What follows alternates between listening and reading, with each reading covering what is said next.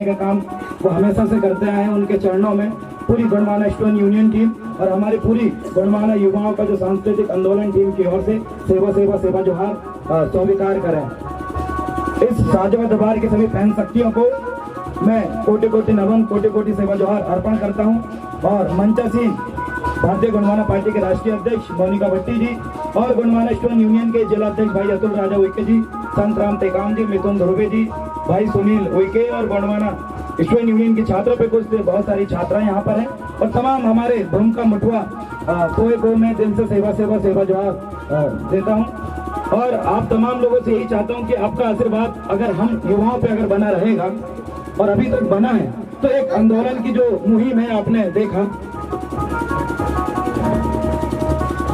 तो मैं यही बताना चाहता हूं आपको कि गोंडवाना मूवमेंट में एक सबसे बड़ा बदलाव जो आज हमारे सामने दिखा है और हमारे सामने दिख भी रहा है और आप चारों तरफ नजर घुमा के देखेंगे वो बदलाव दिखेगा। अभी तक गोंडवाना में जो सांस्कृतिक आंदोलन है, जो सामाजिक आंदोलन है, इस कदर से मजबूत हुआ है कि समाज को तोड़ने वाले लोगों के आंखों से भी पानी निकलने लगा कि इनको तोड़े तो कैसे।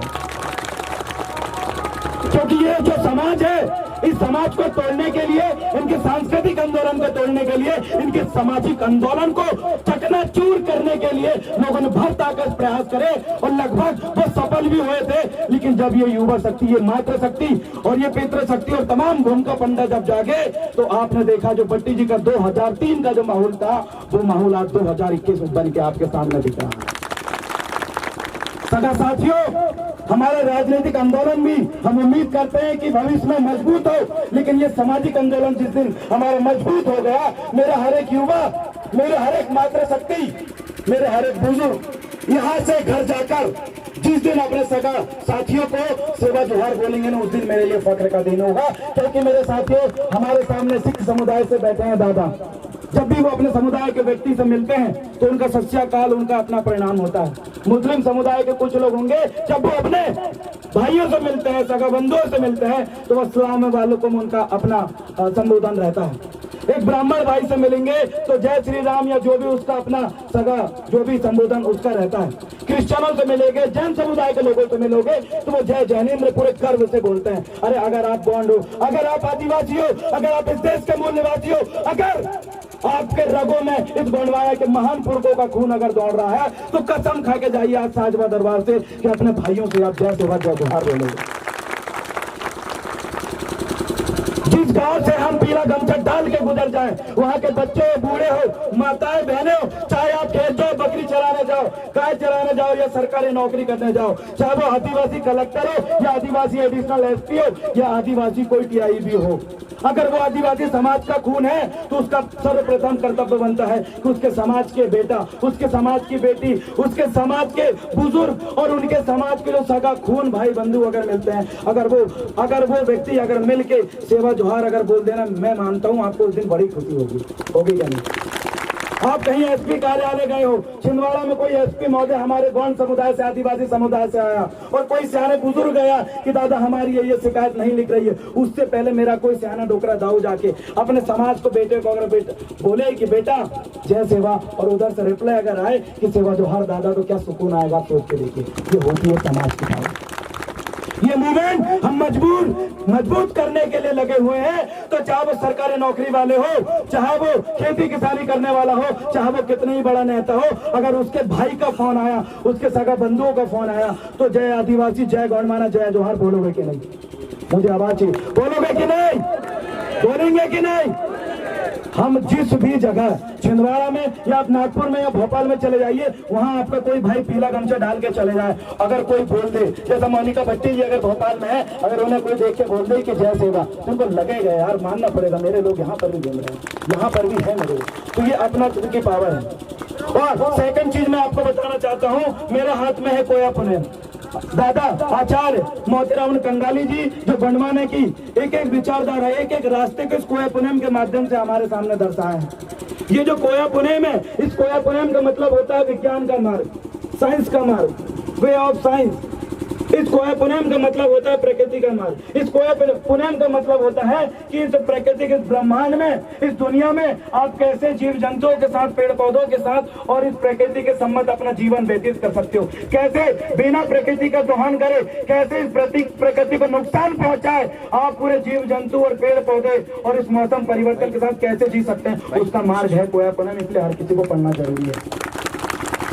हमारे भाइयों को धर्म के नाम पे, संस्कृति के नाम पे लोग बांट रहे हैं, इसलिए बांट रहे हैं, चाहे वो हिंदू हो, मुस्लिम हो या क्रिश्चियन हो, ये धर्म के लोग हमारे आदिवासी भाइयों को इसलिए कन्वर्ट कर पा रहे हैं क्योंकि मेरे आदिवासी भाई है, मेरे कोई तो समुदाय के लोग, मेरे बुजुर्ग, मेरी माताएं बहनों को ये कोया पुनम का ज्ञान नहीं है। अगर आप पढ़े लिखे हो तो आप कोया पुनम खरीदे। या सुजीत उई के भाई है, ये भी कैमरा वीडियो बना रहा है, ये GLSU के मीडिया प्रभारी भी है, और इन्होंने कसम खाया कि मेरे लोगों को पीला गमछा नहीं मिल पाता हर जगह, मेरे लोगों को ये कोया पुनम से लेकर गोंडवाना साहित्य की कोई सामग्री नहीं मिल पाती, तो उन्होंने गोंडवाना स्टोन यूनियन में काम करते हुए अपना एक गोंडवाना साहित्य की दुकान में खोला है। इनके लिए जोरदार तालियां। मंगल सिंह उनाती दादा है, जो कोई समय पहले से साइकिल में सामान लेके जगह जगह कार्यक्रम सम्मेलन में जाकर ये किताब बेचते थे, ये पीला गमछा बताते थे कि इसको लीजिए, जो सहयोग राशि दीजिए, गर्व से इसको धारण करिए। आज वो माहौल देख लीजिए, आज भट्टी जी की जो मेहनत है, आज वो जो सपना है,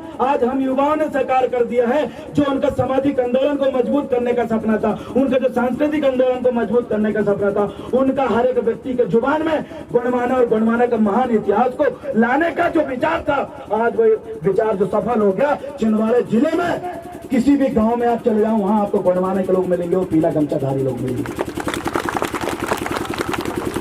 तो आप जितने भी सगा भाई बंधु है, यहाँ पर आप खाली मत जाएं। साजवा दरबार से आप खाली ना जाएं, खाली ना जाएं। इसका मतलब मैं ये कहना चाहता हूँ, कुछ ना कुछ शपथ लेके जाएं। अब कुछ ना कुछ शपथ से मतलब यह है, कोई अगर दारू पीता है, नशे की लत से ग्रसित है, तो यहाँ दादा साजवा दरबार वाले दादा मानसिंह उनाती दादा, उनके पैर छुए और कसम खा के जाए कि मैं कभी जिंदगी में शराब नहीं पीऊंगा। ऐसी कसम खाओगे तो गड़वाना। कसम खा के जाओ कि यहाँ से आप अपने घर जाओगे तो जय सेवा बोलोगे। कसम खा के जाओ, यहाँ से अगर आप अपने घर जाओगे तो अपनी संस्कृति, अपने इतिहास और अपने अस्तित्व को जिंदा रखने के लिए आप अपने पूरे पुनेम को और अपने जो 30 त्योहार को मानोगे। जिस दिन आपने कसम खा लिया, उस दिन दादा मोतीराम कंगाली ताराम दादा हीरा सिंह मरका, दादा मनमोहन साहब भट्टी और दादा नकल सिंह नौरे जी का पूरा सपना पूरा होगा। क्या आप उनका सपना पूरा करने के लिए तैयार हो? भट्टी दादा के सपने को पूरा करने के लिए तैयार हो? मरकाम दादा के सपने को पूरा करने के लिए तैयार हो? कंगाली दादा के सपने को पूरा करने के लिए तैयार हो? अरे हमने तो कसम खा लिया है कि मेरे भाइयों के ऊपर, मेरे बहनों के ऊपर, आदिवासी समाज के किसी भी व्यक्ति के ऊपर कोई अगर अन्याय अत्याचार होता है तो कोई आया ना आए, हम पहले आएंगे, चाहे जेल जाना पड़े, जेल में भी रहकर आपको जरूर न्याय दिलाएंगे। ये हमारा आंदोलन है। पूरे इस छिंदवाड़ा जिले में 21 दिन जेल काट के आने वाले हम 2 युवा थे, पवन शाह सरियाम और देव रावण भलावी। ये समाज को इतनी सी भी चोट ना है। भट्टी दादा हमारे बीच से लिंगोवासी हो चुके हैं, लेकिन उनकी जिम्मेदारी कौन संभालेगा, उनका अधूरा काम कौन पूरा करेगा? और उनके द्वारा जो धाक बनाई गई थी गोंडवाना की, उनके द्वारा जो ये धाक बनाई गई थी कि चाहे कोई पुलिस अधिकारी हो, चाहे कोई राजस्व विभाग का अधिकारी हो, चाहे ट्रैफिक पुलिस का अधिकारी हो, पुलिस प्रशासन हो, कोई भी प्रशासन हो, भट्टी जी के रहते हुए कोई आदिवासी के साथ अन्याय नहीं होता था। हमने कसम खाया कि भट्टी जी का जो मिशन जो अधूरा है, उस मिशन को हम पूरा करेंगे। और आज के समय में आपको मैं बता दूं, छिंदवाड़ा जिले के पूरे 23 थाना के अंदर अगर आपकी एफआईआर नहीं लिखी जाती, अगर आप गोंडवाना के युवाओं का नाम अगर ले लेते हो, आप अगर बोलते हो अरे गोंडवाना के वो लड़के हैं ना, वो आंदोलन करेंगे आपके खिलाफ, मजबूरी में पुलिस प्रशासन तुरंत एफआईआर लिखती है। ये है कारण। आज भट्टी दादा के सपनों को लगभग हम पूरा कर चुके हैं। अब अंतिम सपना था कि राजनीतिक आंदोलन को कैसे मजबूत करें, उनके लिए बहुत सारे लोग लगे हुए हैं। मैं आशा करता हूं, ये विश्वास करता हूं कि आदिवासियों की सभी क्षेत्रों में अपनी एक भूमिका है। हर आदिवासी अच्छा व्यापारी बने, हर आदिवासी अच्छा प्रशासनिक कर्मचारी बने, हर आदिवासी बड़ा से बड़ा फिल्म स्टार बने, हर आदिवासी खेल विभाग में बहुत आगे तक जाए और हर आदिवासी अच्छा नेतृत्व, अच्छा राजनीतिक भी बने। ये आंदोलन को हम साकार करने के लिए गाँव-गाँव जा रहे हैं और आप हमारी मदद करें। अंतिम बात में कहकर अपनी बात को विराम दूंगा।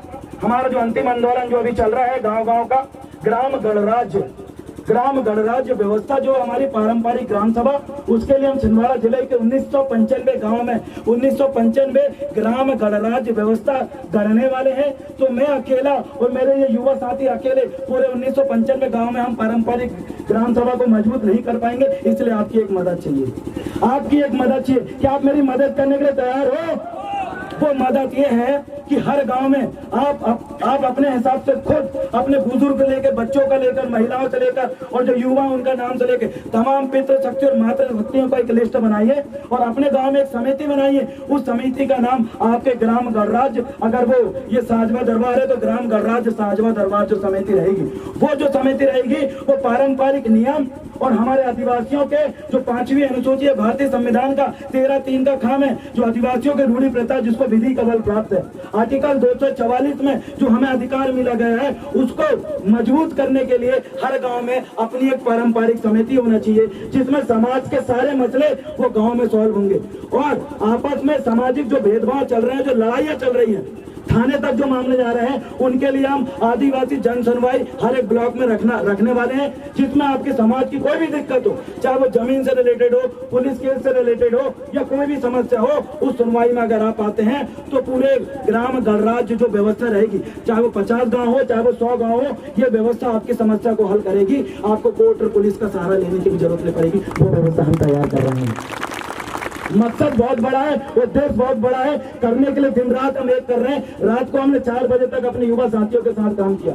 कल में 3 जगह हमने बड़ी बड़ी मीटिंगें अटेंड करी। डेली हमारी मीटिंगें चल रही है। बहुत सारी चीजें हम सबके सामने नहीं रख पा रहे हैं, क्योंकि हमारा आदिवासी समाज जो इतना पिछड़ चुका है, उसको मुख्य धारा में लाने के लिए हमारा भरकस तैयारी चल रही है। तो आप तमाम लोगों से एक ही निवेदन में चाहूंगा कि अपने अपने गाँव में समिति बनाए, ग्राम गणराज्य समिति बनाए, ताकि 5वीं अनुसूची के जो उद्देश्य है, 5वीं अनुसूची की जो नियम और धाराएं हैं, उनको जमीनी स्तर पर हम अमल कर सकें। इस उद्देश्य से ये समिति चलेगी। बहुत बहुत धन्यवाद। सेवा जो